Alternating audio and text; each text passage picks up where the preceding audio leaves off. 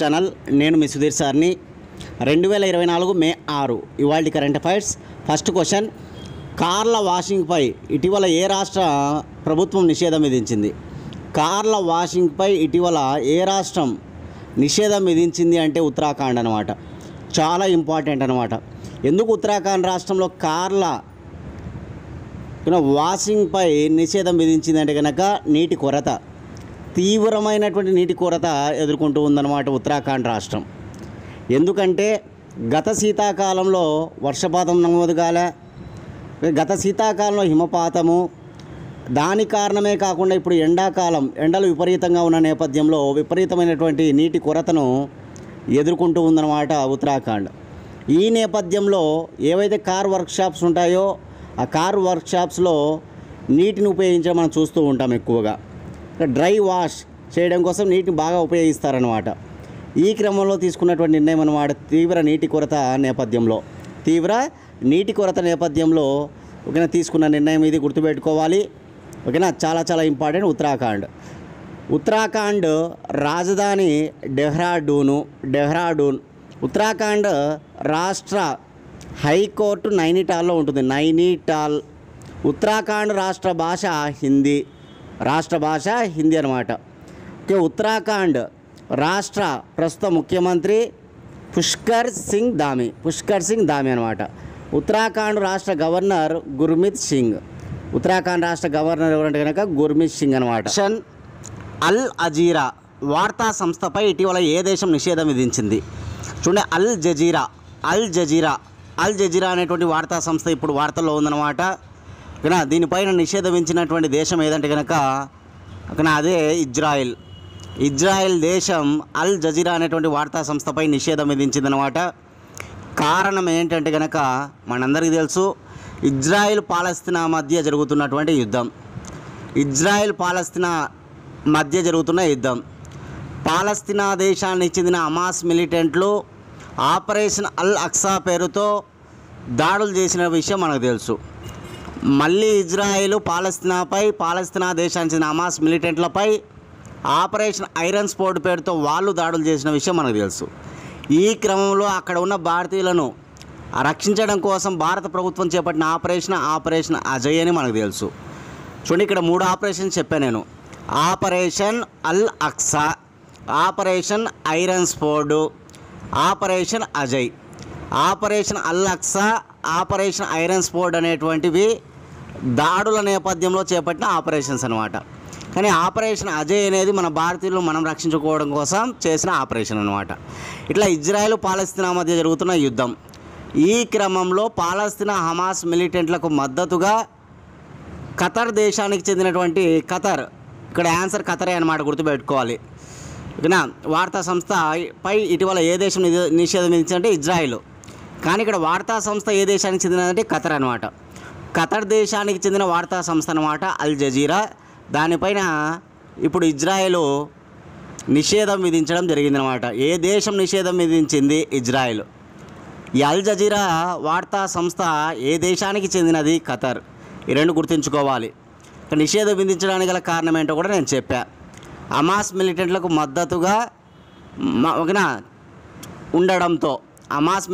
మద్దతుగా ఉండడంతో సరే. ఇజ్రాయెల్ దేశ రాజధాని జెరూసలేం అనమాట. ఇజ్రాయెల్ దేశ భాష హిబ్రూ. ఇజ్రాయెల్ దేశ కరెన్సీ షెకిల్. ఇజ్రాయెల్ దేశ ప్రెసిడెంట్ ఐజాక్ హెర్జోగ్. ఇజ్రాయెల్ ప్రధానమంత్రి బెంజమిన్ నెతన్యాహు. ఈ బెంజమిన్ నెతన్యాహునే ఈ అల్ జజీరా పైన, ఆ వార్తా సంస్థ పైన నిషేధం విధించడం జరిగిందనమాట, గుర్తుపెట్టుకోవాలి.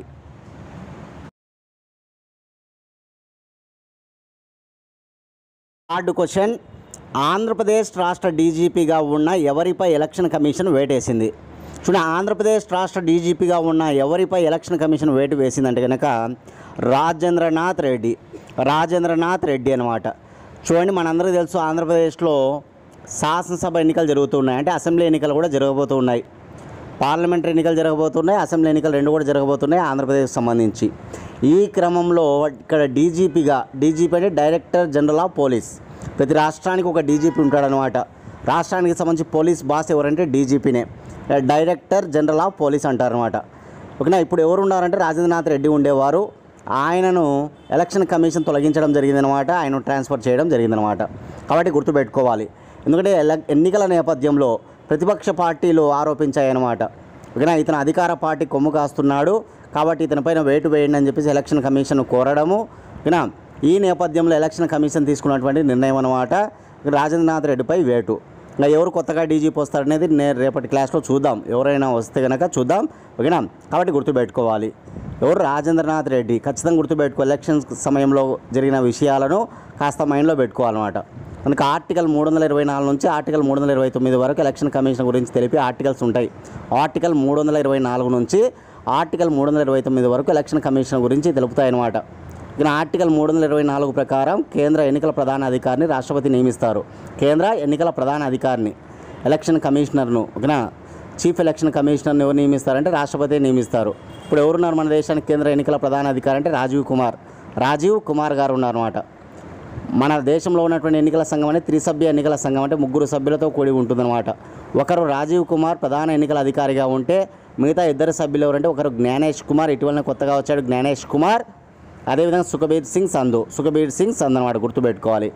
అదేవిధంగా ఆంధ్రప్రదేశ్ ఎన్నికల చీఫ్ ఎలక్టోరల్ ఆఫీసర్ ఎవరంటే కనుక, ఆంధ్రప్రదేశ్ ఎన్నికల అధికారి ఎవరంటే కనుక ఆయన ముఖేష్ కుమార్ మీనా అనమాట. ఇతనే ఇప్పుడు మనకు ఆ విషయాన్ని వెల్లడించాడనమాట. రాజేంద్రనాథ్ రెడ్డి పైన వేటు వేస్తున్నట్టుగా ముఖేష్ కుమార్ మీనా గారు వెల్లడించడం జరిగిందన్నమాట, గుర్తుపెట్టుకోవాలి. ఓకేనా. అట్లా ఎలక్షన్ టైంలో ఏవైనా విషయాలు జరుగుతున్నప్పుడు మనం ఖచ్చితంగా నోట్ చేసుకొని చదువుకుంటూ రావాలన్నమాట. ఓకేనా.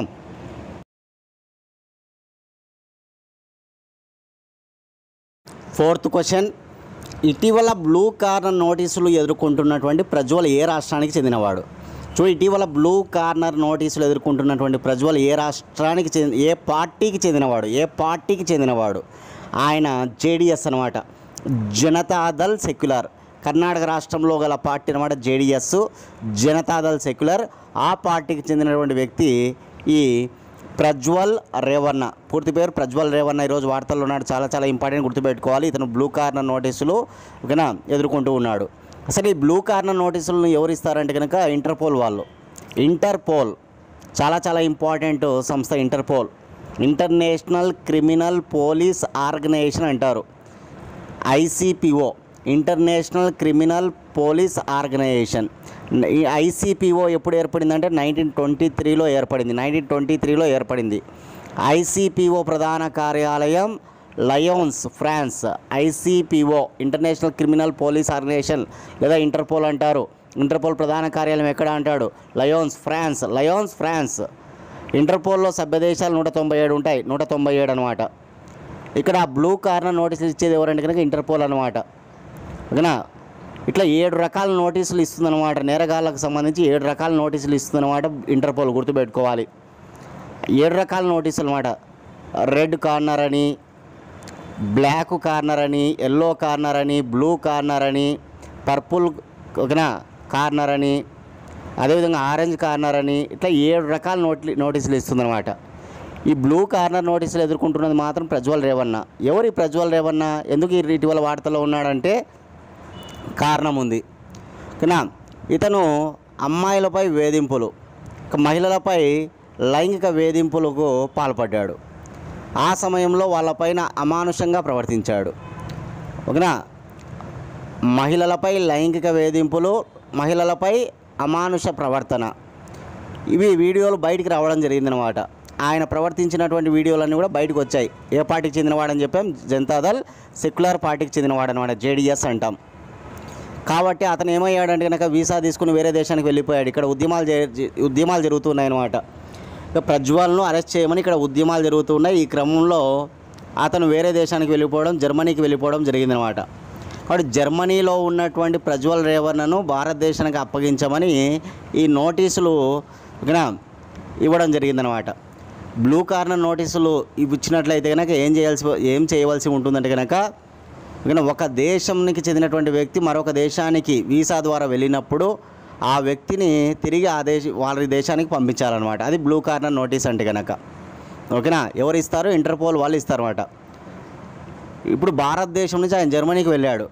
ఇప్పుడు బ్లూ కార్నర్ నోటీస్ ఇవ్వడం వల్ల అతను మళ్ళీ జర్మనీ నుంచి ఇండియాకు రావాల్సిన పరిస్థితి ఉందన్నమాట. ఆయన అక్కడ పట్టుకొని మళ్ళీ తిరిగి ఇండియాకు పంపించాలి. ఇక్కడ విచారణ జరిపి అతనికి తగిన శిక్ష వేయడం జరుగుతుంది, ఒకవేళ ఆయన తప్పు చేసినట్లయితే కనుక. ఇదంతా జరుగుతుంది. చాలా చాలా ఇంపార్టెంట్ అనమాట. ప్రతిరోజు మనం పేపర్లో చూస్తున్నాం, ప్రతిరోజు ఉద్యమాలు జరుగుతున్నాయి. అనేక రాష్ట్రాల్లో మహిళలు తీవ్రంగా పోరాటాలు చేస్తున్నారు అనమాట. అతన్ని పట్టి బంధించి ఓకేనా ఆయనకు శిక్ష వేయాలని చెప్పేసి. కాబట్టి గుర్తుపెట్టుకోవాలి, చాలా చాలా ఇంపార్టెంట్.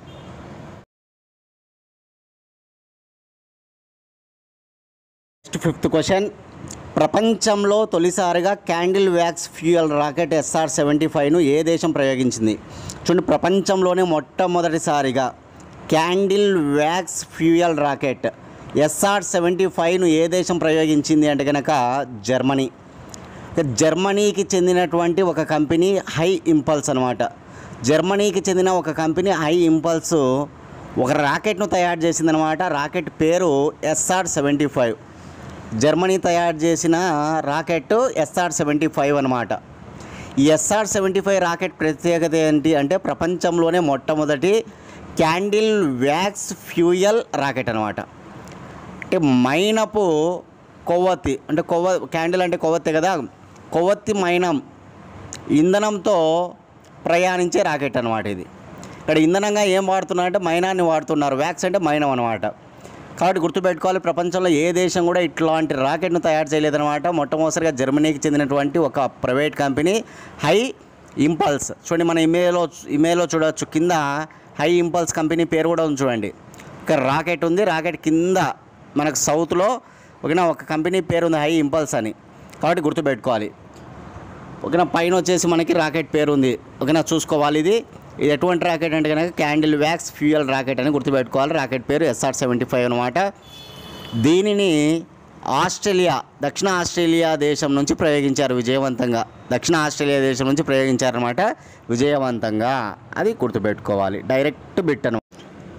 క్లాస్ ఎవరైతే ఫాలో అవుతున్నారో దయచేసి మీరు అందరూ లైక్ చేయండి ప్లీజ్. అందరూ లైక్ చేయాలి ప్లీజ్. అదేవిధంగా ఇంకా ఎవరైనా సబ్స్క్రైబ్ చేసుకోండి. మన ఛానల్ మీకు నచ్చినట్లయితే కనుక కనీసం మీ 3 ఫ్రెండ్స్కి ఎవరికైనా షేర్ చేయండి. Okay, 6th question.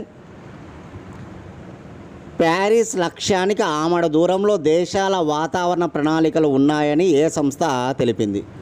చూడండి, ప్యారిస్ లక్ష్యానికి ఆమడ దూరంలో దేశాల జాబితా ప్రణాళికలు ఉన్నాయని చెప్పి ఏ సంస్థ తెలిపిందంటే కనుక, దేశాల వాతావరణ ప్రణాళికలు ఉన్నాయని చెప్పిందంటే కనుక అదే మెర్కటర్ రీసెర్చ్ ఇన్స్టిట్యూట్ అనమాట. జర్మనీ దేశానికి చెందిన సంస్థ ఈ మెర్కటర్ రీసెర్చ్ ఇన్స్టిట్యూట్. ఇది ఏం చెప్తూ ఉందంటే కనుక ప్యారిస్ లక్ష్యం ఏదైతే ఉందో దానికి చాలా దూరంలో ఈ దేశాల వాతావరణ ప్రణాళికలు ఉన్నాయని చెప్పి చెప్పింది. ఆమడ దూరం అంటే చాలా దూరం అని.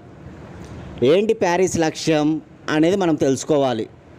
చూడండి, ప్రపంచ వాతావరణ మార్పుల సదస్సు 2015.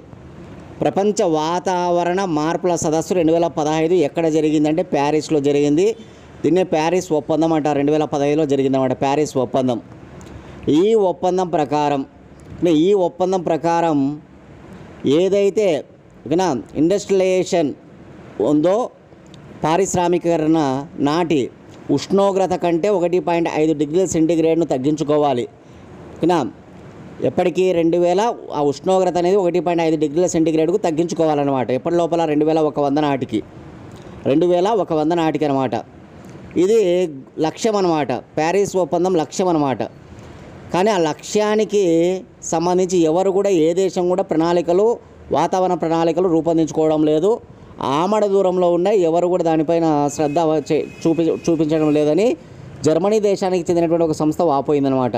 ఆ సంస్థనే మెర్కటర్ రీసెర్చ్ ఇన్స్టిట్యూట్ అనమాట. ఇవి గుర్తుపెట్టుకోవాలి. చూడండి, మనకు వాతావరణానికి సంబంధించి పర్యావరణానికి సంబంధించి 3 గొప్ప ఒప్పందాలు ఉంటాయన్నమాట. ఓకేనా, 1987లో జరిగిన మాంట్రియాల్ ఒప్పందం, కెనడాలో మాంట్రియాల్ అనే నగరంలో జరిగింది కాబట్టి దాన్ని మాంట్రియాల్ ఒప్పందం అంటారు. 1987 అనమాట. అదేవిధంగా మళ్ళీ 10 ఏళ్ల తర్వాత 1997లో కియోటో ఒప్పందం, జపాన్లో కియోటో అనే నగరంలో జరిగింది కాబట్టి దాన్ని కియోటో ఒప్పందం అంటారు. అదేవిధంగా ప్యారిస్ ఒప్పందం, ఫ్రాన్స్ దేశంలో ప్యారిస్లో జరిగింది కాబట్టి దాన్ని ప్యారిస్ ఒప్పందం అంటారనమాట. ఇక్కడ మాంట్రియాల్ ఒప్పందం ఏం చెప్తుందంటే కనుక ఓజోన్ను పరిరక్షించుకోవాలి. ఓజోన్ పొర ఉంది కదా మనకు, ఓజోన్ లేయర్, దానిని మనం ఓకేనా ఎలా రక్షించుకోవాలి ఏం కథ అనేటువంటి విషయాలపైన అది మనకి చెప్తుందన్నమాట. కర్బన ఉద్గారాలు తగ్గించాలి అనేటువంటిది మనకు, కర్బన ఉద్గారాలు తగ్గించాలనేది కియోటో ఒప్పందం. ప్యారిస్ ఒప్పందం అంటే కనుక ఇండస్ట్రియలైజేషన్, పారిశ్రామికీకరణ కాలం నాటి ఉష్ణోగ్రత కంటే 1.5 డిగ్రీల సెంటీగ్రేడ్ ఉష్ణోగ్రత తగ్గించుకోవాలి 2100 నాటికి. ఇది మనకి 3 ఒప్పందాలు చాలా చాలా ఇంపార్టెంట్ ఇయర్స్తో సహా గుర్తుపెట్టుకోవాలి. ఓకేనా. పర్యావరణము, వాతావరణం ఇట్లాంటి విషయాలపైన మనకి ఎగ్జామ్లో కరెంట్ అఫైర్స్లో కానీ స్టాండర్డ్ బిట్లు కానీ పడుతూ ఉంటాయి అన్నమాట, చాలా ఇంపార్టెంట్. 7th క్వశ్చన్, కేంద్ర విదేశాంగ మంత్రి జైశంకర్ ఆవిష్కరించిన ఇండియాస్ న్యూక్లియస్ టైటాన్ రచయిత ఎవరు? కేంద్ర విదేశాంగ మంత్రి ఎవరంటే మనకు జైశంకర్ అనమాట. ఆయన ఆవిష్కరించారనమాట. పుస్తకం పేరు ఇండియాస్ న్యూక్లియర్ టైటాన్. మన భారతదేశానికి సంబంధించినటువంటి అణు పరీక్షలకు సంబంధించిన విషయాలపైన గొప్ప పుస్తకం అన్నమాట ఇది. ఓకేనా. ఎవరు దీనిని రచించారు అంటే, ఇక్కడ రచించినటువంటి వ్యక్తి, రచయిత పేరు గుర్తుపెట్టుకోవాలి మీరు, సౌమ్య అవస్థి. ఉన్న పుస్తకము, రచయిత, ఎవరు ఆవిష్కరించారు, 3 విషయాలు ఉన్నాయి ఇక్కడ. కేంద్ర విదేశాంగ మంత్రి జైశంకర్ ఏమో పుస్తకాన్ని ఆవిష్కరించారు. పుస్తకం పేరు India's nuclear Titan. India's nuclear Titan పుస్తకాన్ని ఎవరు రచించారంటే సౌమ్య అవస్థి మరియు సర్చన. మరొకరు కూడా ఉన్నారు, 2 ఉన్నారు అన్నమాట ఇక్కడ రచయితలు. సౌమ్య అవస్థితో పాటు సర్చన, రాకు చావత్తు, సర్చన నోట్ చేసుకోవాలి, సర్చన. ఓకేనా. ఇవి అన్నమాట చాలా ఇంపార్టెంట్ పుస్తకాలు, రచయితలు. ఇటీవలనే రిజర్వ్ బ్యాంక్ ఆఫ్ ఇండియా మాజీ గవర్నర్ దువ్వూరి సుబ్బారావు గారు ఒక పుస్తకాన్ని రచించారు. ఫాదర్ ఆఫ్ ఇండియన్ కమ్యూనికేషన్గా చెప్పబడే శ్యామ్ పిట్రోడా గారు ఒక పుస్తకాన్ని రచించారు. ఆ 2 కూడా వెరీ ఇంపార్టెంట్ పుస్తకాలు అన్నమాట. కామెంట్ బాక్స్లో మీ సమాధానం తెలియజేయండి. శ్యామ్ పిట్రోడా గారు రచించిన పుస్తకం ఏంది, దువ్వూరి సుబ్బారావు గారు రచించిన పుస్తకం ఏంది? ఓకేనా. పుస్తకాలన్నీ కూడా ఒక చోట నోట్ చేసుకొని చదువుకుంటూ రావాలి. ఓకేనా. ఏ రోజుకి ఆ రోజు పుస్తకాలు ఏవైనా వచ్చినప్పుడు మళ్ళీ పాతవి కూడా రివిజన్ చేసుకోవాలి. 8th క్వశ్చన్, భారత సైన్యం ఏ గ్రూపు తొలి రాజ్యాంగ పార్కును పూణేలో ప్రారంభించినది? చూడండి, ఇక్కడ గోవా అని ఉంది, గోవా కొట్టేసి మీరు పూణే అని రాసుకోవాలి. చూడండి, మొట్టమొదటిసారిగా మన భారతదేశంలో భారత రాజ్యాంగ పార్కు ఇండియన్ కాన్స్టిట్యూషన్ పార్క్ అనమాట. ఇండియన్ కాన్స్టిట్యూషన్ పార్క్ ఎక్కడ ప్రారంభించబడింది అంటే అదే పూణే, మహారాష్ట్రలోని పూణేలో అనమాట. మన ఇండియన్ ఆర్మీ అండ్ ఓకేనా పునీత్ బాలన్ గ్రూప్ అనమాట. ఇక్కడ ఆన్సర్ పునీత్ బాలన్ గ్రూప్. భారత సైన్యంతో పాటు ఇక్కడ పునీత్ బాలన్ గ్రూప్ అనేటువంటి గ్రూపు, ఈ 2 కలిసి సంయుక్తంగా చేపట్టినటువంటి పార్క్ అనమాట. అదే రాజ్యాంగ పార్క్ అనమాట. దేశంలోనే మొట్టమొదటి రాజ్యాంగ పార్కు ఎక్కడ అనేది ఇంపార్టెంట్, మహారాష్ట్రలోని పూణే. ఎవరు ఏర్పాటు చేశారు? భారత సైన్యం మరియు పునీత్ బాలన్ గ్రూప్ అని నోట్ చేసుకోవాలి. చూడండి, మన భారత రాజ్యాంగం ప్రపంచంలోనే అన్నిటికంటే అత్యంత పెద్ద రాజ్యాంగం ఏదంటే మన భారత రాజ్యాంగమే అనమాట. 395 ఆర్టికల్స్తో మన భారత రాజ్యాంగం తయారైందనమాట. 1950 జనవరి 26న మన భారత రాజ్యాంగాన్ని మనం అమలు చేసుకోవడం జరిగింది. ఇక భారత రాజ్యాంగ పరిషత్ చేత ఎప్పుడు అమలైందంటే కనుక 1950 జనవరి 26, అందుకే మనం రిపబ్లిక్ డే చేసుకుంటాం. కాబట్టి గుర్తుపెట్టుకోవాలి, ప్రపంచంలోనే అతిపెద్ద రాజ్యాంగం 395 ఆర్టికల్స్తో తయారైందనమాట. అందుకే అతిపెద్ద రాజ్యాంగం అంటారనమాట. కానీ 8 షెడ్యూల్స్తో స్టార్ట్ అయింది. 8 షెడ్యూల్స్తో 395 ఆర్టికల్స్తో 22 భాగాలతో మన రాజ్యాంగం అనేటువంటిది మనం తయారు చేసుకోవడం జరిగింది అన్నమాట. గుర్తుపెట్టుకోవాలి, మూల రాజ్యాంగంలో ఎన్ని షెడ్యూల్స్ అంటాడు? 8. మూల రాజ్యాంగంలో ఎన్ని ఆర్టికల్స్ అంటాడు? 395. మూల రాజ్యాంగంలో ఎన్ని భాగాలు అంటాడు? 22 భాగాలు అనమాట. భాగాలు పెరిగాయి, షెడ్యూల్స్ పెరిగాయి, ఆర్టికల్స్ కూడా ఇప్పుడు ప్రజెంట్ పెరిగాయి అనమాట. ఓకేనా. ఇట్లా మన భారత రాజ్యాంగం ఓకేనా సంబంధించినటువంటి విషయాలపైన ఒక పార్క్ అనేటువంటి తయారు చేయబడింది అనమాట. కాబట్టి ఇంపార్టెంట్ అనేటువంటి అంశాన్ని గుర్తుపెట్టుకోవాలి. ఇకపోతే ఇక్కడ హాజరైనటువంటి లెఫ్టినెంట్ జనరల్స్ వీళ్ళందరూ కూడా మాట్లాడుతూ భారత రాజ్యాంగం మనకు కల్పించినటువంటి ప్రాథమిక హక్కులు ఏవైతే ఉన్నాయో ఆ వ్యక్తులు వాటిని గ్రహించి భారత రాజ్యాంగంలో ఉన్నటువంటి ప్రాథమిక విధులను పాటించమని చెప్పడం జరిగింది. ప్రాథమిక హక్కులను గ్రహించాలి, ప్రాథమిక విధులను పాటిస్తే మనం 2047కు కనుక ఖచ్చితంగా మనం ఏమవుతామంటే కనుక అభివృద్ధి చెందిన దేశంగా మారుతాం. భారతదేశం అభివృద్ధి చెందిన దేశంగా మారాలి అనేటువంటి లక్ష్యం మనం ఏ సంవత్సరం నాటికి పెట్టుకున్నాం? 2047కు పెట్టుకున్నాం అనమాట. ఎందుకంటే భారతదేశానికి స్వాతంత్రం వచ్చి 100 సంవత్సరాలు పూర్తవుతుంది 2047 నాటికి. అందుకని ప్రధానమంత్రి నరేంద్ర మోడీ ఒక లక్ష్యాన్ని, భారతదేశాన్ని అభివృద్ధి చెందిన దేశంగా తీసుకురావాలనే లక్ష్యాన్ని ఏ సంవత్సరం వరకు నిర్ధారించారంటే కనుక, ఏ సంవత్సరానికి లక్ష్యంగా పెట్టుకున్నారంటే కనుక అది 2047, 2047. 9th question, father of Indian సైకాలజీగా పిలువబడే ఎవరు మరణించారు? ఫాదర్ ఆఫ్ ఇండియన్ సైకాలజీగా పిలువబడతాడనమాట. అతనే సుధీర్ కాకర్. ఇతను ఉత్తరాఖండ్ రాష్ట్రానికి చెందినటువంటి వ్యక్తి. భారతీయ గొప్ప మానసిక విశ్లేషకుడు అనమాట. భారతదేశానికి చెందిన గొప్ప మానసిక విశ్లేషకుడు అనమాట. అంటే సైకాలజీ కాబట్టి ఫాదర్ ఆఫ్ ఇండియన్ సైకాలజీగా పిలువబడతాడనమాట ఇతను. ఎవరంటే సుధీర్ కాకర్. ఆయన అనారోగ్యం కారణం చేత మరణించడం జరిగింది. ఓకేనా? కాబట్టి గుర్తుంచుకోవాలి, ఇతను ఏ రాష్ట్రానికి చెందినవాడు అంటే ఉత్తరాఖండ్ రాష్ట్రానికి చెందినవాడు. ఈరోజు వార్తల్లో మరణిస్తూ ఆయన వార్తల్లో నిలిచాడనమాట. ఓకేనా? ఇవి గుర్తుపెట్టుకోవాలి. నా ఛానల్ ఎవరైతే ఫాలో అవుతున్నారో దయచేసి మీరందరూ కూడా మీకు చెప్పేది ఏంటంటే కనుక కరెంట్ అఫైర్స్ అనేటువంటివి చాలా మెయిన్ రోల్ పోస్తాయి అనమాట ఎగ్జామ్స్కి. కాబట్టి ప్రతిరోజు కూడా ఖచ్చితంగా మీరు అందరూ కూడా కరెంట్ అఫైర్స్ ఫాలో అయ్యి తీరాల్సిందే. ఇక్కడ ఏ రోజు క్లాసులో ఆ రోజు వినాల్సిందే. ఎందుకంటే పెండింగ్ పెట్టుకుంటూ పోతే కనుక అన్నీ పెండింగే, అది ఏదైనా కావచ్చు. కాబట్టి మనకు జాబ్ సాధించాలంటే ఖచ్చితంగా మెయిన్ రోల్ పోషించే సబ్జెక్టులు కొన్ని ఖచ్చితంగా మనం కరెంట్ ఓకేనా అఫైర్స్ కావచ్చు, హిస్టరీ కావచ్చు, పాలిటీ కావచ్చు, జాగ్రఫీ కావచ్చు, ఎకానమీ కావచ్చు, ఇవన్నీ ఖచ్చితంగా టైం కేటాయించుకొని చదువుకుంటూ రావాలి. ఓకేనా? ఏ రోజు ఆ రోజు కొద్దిగా కనీసం కొద్దిగా చదువుకుంటూ ఉండాలి. అలా అని మనం దాన్ని కేర్లెస్గా చేసుకుంటూ పోతే కనుక సబ్జెక్ట్ అంతా పెండింగ్ పడిపోతుంది అనమాట. కాబట్టి అందరికీ చెప్పేది ఏంటంటే కనుక బాగా చదవండి, ప్రతి ఒక్కరు టైం వేస్ట్ చేసుకోకుండా చదవండి. అలాగే కరెంట్ అఫైర్స్ కూడా దాన్ని కూడా ఒక సబ్జెక్టుగా భావించండి. ఖచ్చితంగా ప్రతిరోజు ఓకేనా కరెంట్ అఫైర్స్ మనం న్యూస్ పేపర్లకు సంబంధించిన అన్ని న్యూస్ పేపర్లు కూడా గ్యాదర్ చేసుకొని నీట్గా కరెంట్ అఫైర్స్ చెప్పుకుంటూ వస్తున్నాం అనమాట. కాబట్టి అన్నీ బాగా ఉపయోగపడేటువంటివే. కానీ మీరు మన ఛానల్ నుంచి మీరు ఏం చేయొచ్చు కావాలంటే కనుక మేము తయారు చేస్తున్నాం కరెంట్ అఫైర్స్ అనమాట. డేట్ టు డేట్ నీట్గా వాటిని మీరు తీసుకొని చదువుకోవచ్చు అనమాట. డేట్ టు డేట్ మేము తయారు చేస్తున్నాం. ఓకేనా? కాబట్టి మీరు ఖచ్చితంగా 1 year కరెంట్ అఫైర్స్ మేము అందిస్తున్నాం. 8186006848 అనే నెంబర్కి 100 రూపీస్ ఫోన్పే చేసి అదే నెంబర్కి స్క్రీన్ షాట్ పెడితే ఈ 1 year కరెంట్ అఫైర్స్ మీరు PDF రూపంలో పొందొచ్చు. వాటిని మీరు జిరాక్స్ చేసుకోవచ్చు అనమాట. ఓకేనా? 8186006848 అనే నెంబర్కి 100 రూపీస్ ఫోన్పే చేయండి. కేవలం 100 రూపాయలతో మేము కరెంట్ అఫైర్స్ 1 year అందిస్తూ ఉన్నాం. డేట్ టు డేట్ ఉంటాయి, మీకు బాగా ఉపయోగపడతాయి.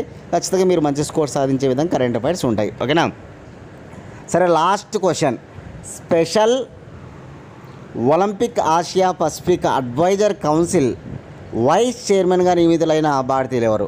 చాలా ఇంపార్టెంట్. ఎందుకంటే అంతర్జాతీయంగా మన భారతీయులకు ఎవరైనా చోటు దక్కిందంటే కనుక చాలా వెరీ ఇంపార్టెంట్గా ఇట్లాంటి విషయాలు మనం గుర్తుపెట్టుకోవాలి. ఇప్పుడు అంతర్జాతీయంగా గొప్పగా మన క్రీడలకు సంబంధించి ఒలింపిక్స్ అనమాట. Special Olympics Asia Pacific advisor council కానీ ఏదైతే సలహాదారు కౌన్సిల్ మండలి ఉంటుందో దానికి సంబంధించి మన దేశానికి చెందిన ఆమె చైర్మన్ అయిందనమాట. ఆమె ఎవరు అంటే కనుక ఆమె మల్లికా నడ్డా. గుర్తుపెట్టుకోవాలి, నోట్ చేసుకోవాలి, వార్తల్లో ఉంది. ఈమె కూడా మల్లికా నడ్డా. ఓకేనా?